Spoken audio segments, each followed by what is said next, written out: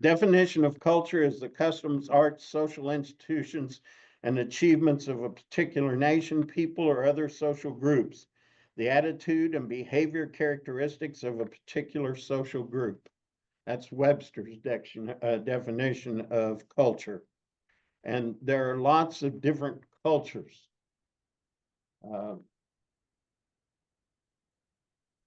Somebody tell me. It's a different culture. American, Native American, Appalachian. Religious. Yeah, thank you. Who said that? Religious cultures. Irish, yeah. So there's a multitude. What about gender culture? So there's a multitude of different cultures. But the thing is, they cross all over the world. You will have different cultures. And there is over 130, and probably more now, but over 130 Cinderella stories. And Ron, I forgot you wanted to do your thing first. You want to go ahead? Okay, okay, okay. Mine's very short. Okay. So some of the things that we talked about, the workshop for, we did the workshop for the Story Center. Brother John and I did the workshop. And if you get a chance, you might send him an email. I'm sure he'd be happy to share his notes with you from the workshop. He did an excellent job. One thing you got to remember about doing a cultural story, you need to set up the background for it if that culture is not familiar. So you also, there's also a lot of misrepresentation of culture. And in fact, I think now is a good time for me to stop and tell you a little story. There was 8 Jewish bricklayers, and they had been hired to repair a Jewish church. And so they had made their way to this little town. And just as they got there, this horrible thunderstorm came up. And they took refuge inside of this dilapidated old Jewish church. And the storm just kept getting worse and worse and worse. Not only was there a tremendous amount of rain, the thunder was coming down, lightning was coming down, and they said that even balls of fire were being shot from heaven. And so the 8 men got their heads together, and they were all wearing their little beanies on the back of their head. And they got together and they said that surely one of us has upset our gods. And we need to find out who it is. So if that person will just go stand outside, the rest of us will be safe. Well, no one did. And so finally, one of the other men, he came up and he says, well, here's what we'll do. We'll take our little beanies and we'll throw them towards the door. The one that goes outside, that must be the one that's caused the problem, and he'll need to go outside. Well, they threw them one at a time. 1, 2, 3, 4, 5, 6, 7, 8.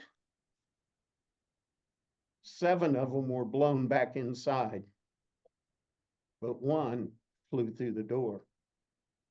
The 7 bricklayers, they said, it must be you. You must be the one that have upset the gods. You need to go outside. He said, I didn't do it. I didn't do anything to upset them. They said, well, it had to have been you. You're the only one that his beanie went out the door. And they said, if you don't go, we're going to throw you out the door. And they picked him up and they threw him out the door. And as soon as they threw him out the door, immediately that building collapsed on the other 7. Nice little story. And I apologize to any Jewish people that are listening right now, because I really butchered that culture. It's not called a beanie. Anybody know what it is called? Yes, Yes, thank you. And they don't have church, they have synagogues or temples. And they don't have gods, they have one God. So before you tell a story, you need to research that culture. You need to understand those people. And I was hired by the Prairie Band Potawatomi north of Topeka to come out and teach them how to tell stories because they have no recorded stories. The Potawatomi have no recorded stories. And all of the elders, of course, had passed away, and the oral stories that were told for centuries and centuries were all lost. And so they hired me to come out and teach them how to tell stories. So you just need to be respectful of the culture. I was in Oklahoma and I was doing a Cherokee story.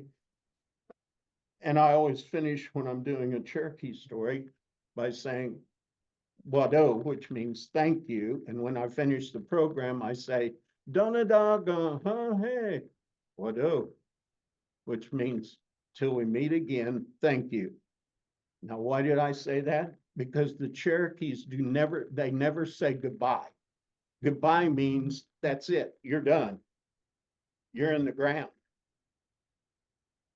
And so they always say, we'll see you down the road. They never say goodbye. So it's always till we meet again. And after that program was over, this one gentleman come up and he said, for a white boy, you speak pretty good Cherokee. So know your culture. That's one of the most important things, is to know your culture and do your research. Do your research. Because if I had told that story to a group of Jewish people, they probably would have tarred and feathered me and run me out of town. So, yeah, and rightly so. You're right. You're right.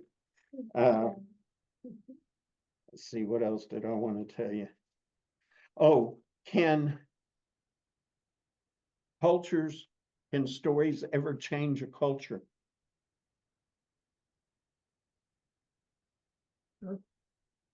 You bet. What about the Nazis and the Jews?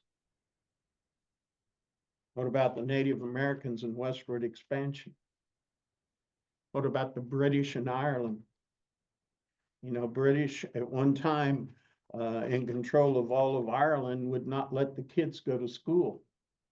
And so when the Irish came to America and they landed at Ellis Island, they went into New York to try to get jobs. That's why the signs in the windows said, oh, no Irish need apply, because they were illiterate.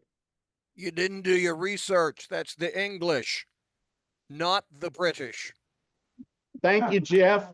Now tell us who you are and who was an important woman in your life. Yeah, go on with your program. Yeah,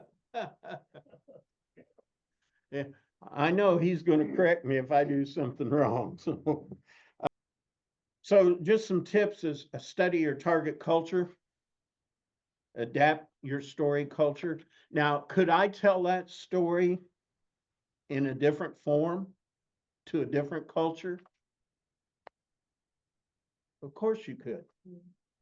You put it in your culture that it's a very generic story.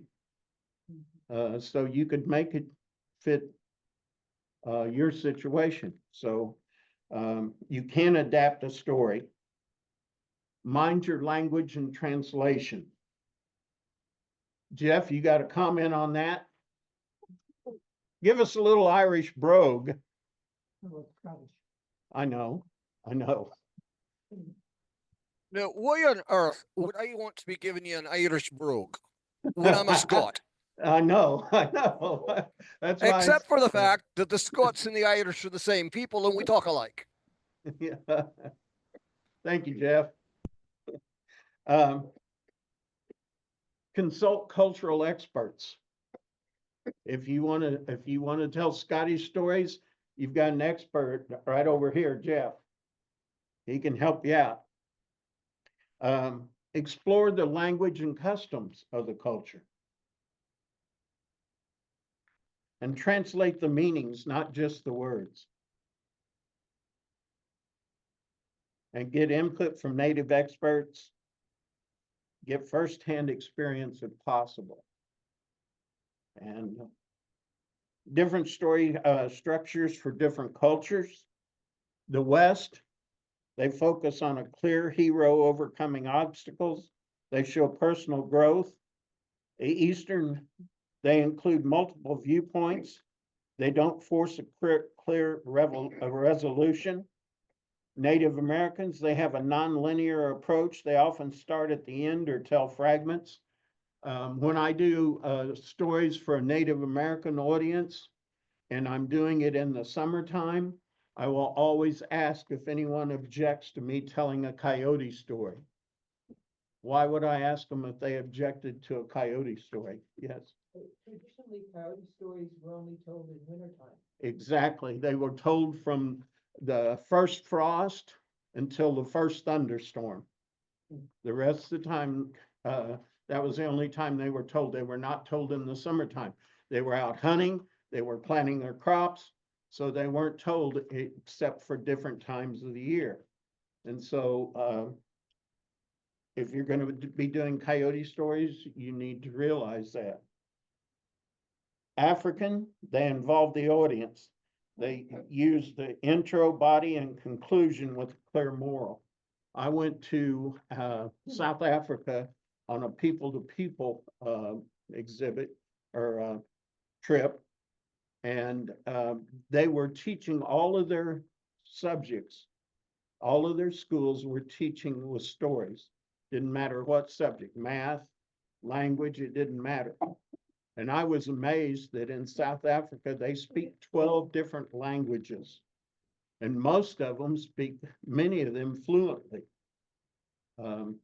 So again, understand the culture.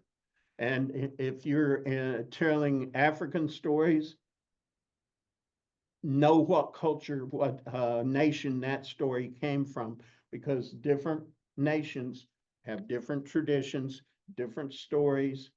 So these are just general guidelines. I don't want to take a lot of time tonight to do this, but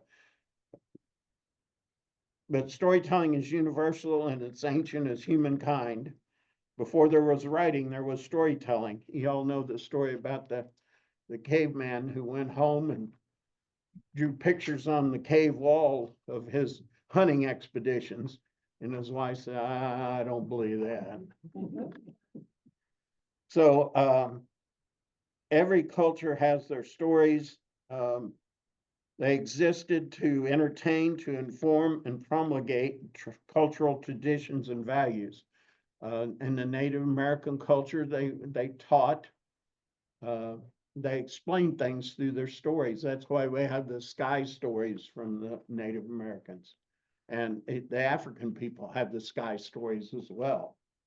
So they tried to teach what they understood to be why the stars were in the sky.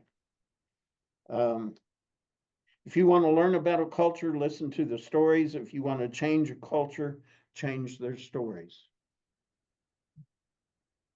One of the key ways in which storytelling shapes cultural identity is through the transmission of oral traditions and folk tales. Oral storytelling traditions have been passed down from generation to generation, preserving the history, values, and beliefs of societies around the world. So that's very quick. It's just a little snippet of what we did at the workshop at the Story Center, but any questions? Yes. Question, asking permission Ah, to tell a story is confusing. Bill Reed, a Native American from the Pacific Northwest, sculptor and writer. He's done this incredible story, his version of Raven stealing sunlight. mm, Is it okay for me as a white person to tell that story? as long as you understand the culture and why Raven was, Could you repeat the question? yeah. Because they may not be. in it. She was saying, is it all right for her to tell a story which she's heard from a traditional native storyteller in the Northwest who tells Raven stories? Raven was the trickster. It depends on where you lived in the world at the time with the Native Americans. What was the trickster character? In Cherokee, it was the rabbit. In the Southwest, it was coyote. In the Northwest, it was raven. So it just depends. And the East, the Northeast, it was Glooskap, who was a mythical character. So my best advice would be, if you feel comfortable enough with the culture to tell that story, I don't think there would be a problem. If you were telling it in front of Northwest nations, then I would ask them if it would be okay to tell that story. Yeah. And that brings up a whole nother subject that I didn't even talk about tonight, and we need to talk about that really, is when is it okay to tell someone else's story? Especially if it's a personal experience story from their culture. Is it all right for you to tell that story? There's many different ways of looking at it. J. O'Callahan, very famous, well-known storyteller, says, I do not want anyone else telling my story. I labor over every word that goes into my story. I craft my story. I do not want anyone telling my story. Doc McConnell, no longer with us, and Larson, what was his first name? Chuck Larson.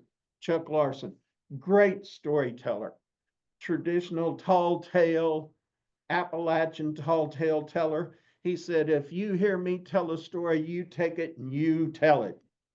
He said, how are our stories going to get known if we don't tell them? So there's a lot of different ways of looking at this.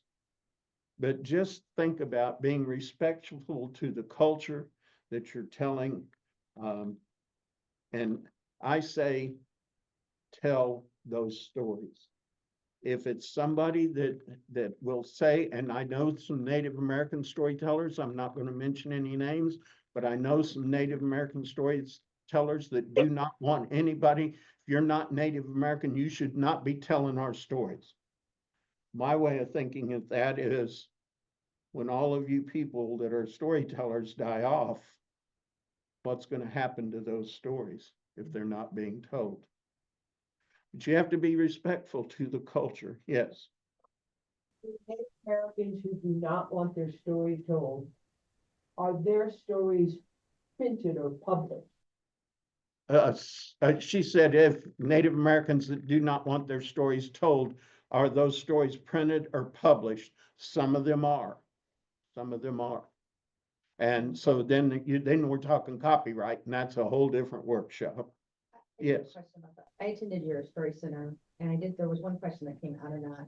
If I am telling a story that has an original story, and I know what that is, or I know who it came from, do I have to cite that before I begin to tell the story? How does citing that material that you're borrowing from or telling? Yeah. how do you do that? Out of respect to the teller, I would do it up front. You can do it at the end, Okay. but I would do it up front.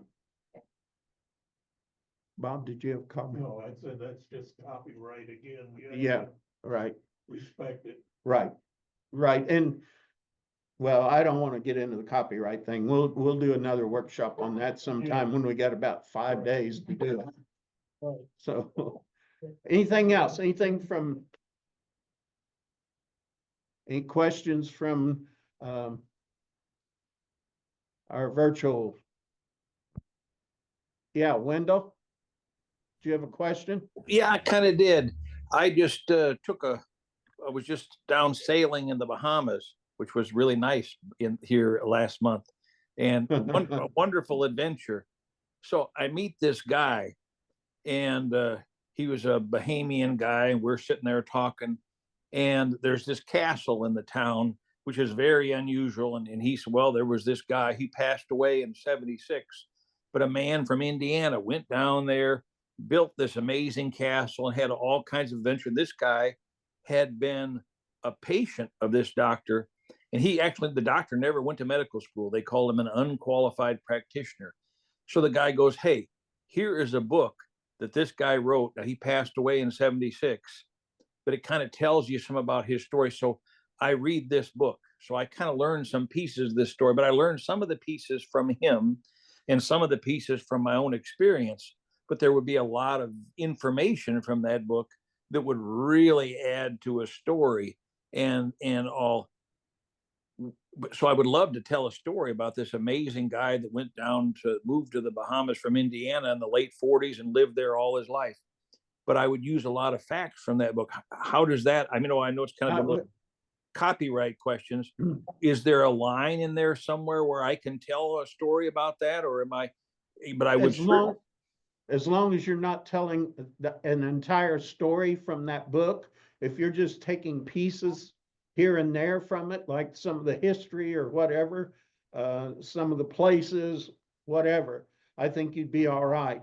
But if you're telling the story and that person has passed, don't tell a Dr. Seuss story, because his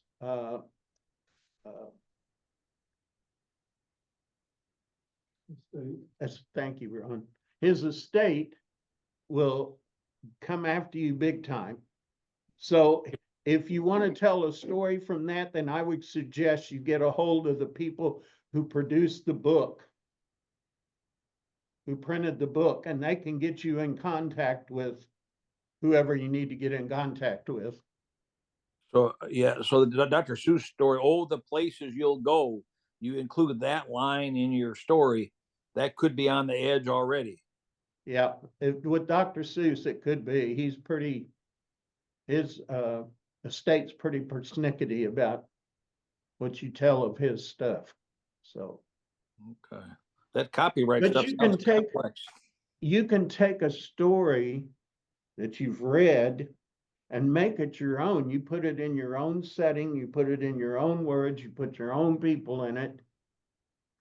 And you can't copyright an idea. So that's why we have 130 Cinderella stories. There wasn't always 130 of them. So the Native Americans have one called Turkey Girl. That's a Native American Cinderella story from the Southwest. So just try to be true to the culture that you're telling. And I think we got to share the stories. The stories got to be put out there, but we can put them in our own words, our own situations, and make it a very viable story and not tromping on somebody else's culture. Any other questions? All right. Well, Ron, if I could add something real quick. Yeah, Jeff. I just did the storytelling festival in Chennai, India, and this very question came up, and what was decided, and that's become the last few years an international festival. So we've got storytellers from all over the world, and if you guys haven't tried it, every February, every weekend in February, every year, it's worth it. But this came up, and basically what we all decided as storytellers was respect and dignity. As long as you give the story the dignity it deserves and the respect to the culture, then it's all right. Yeah. To tell stories that aren't necessarily your culture. I think that's a good ad, Jeff. Thank you.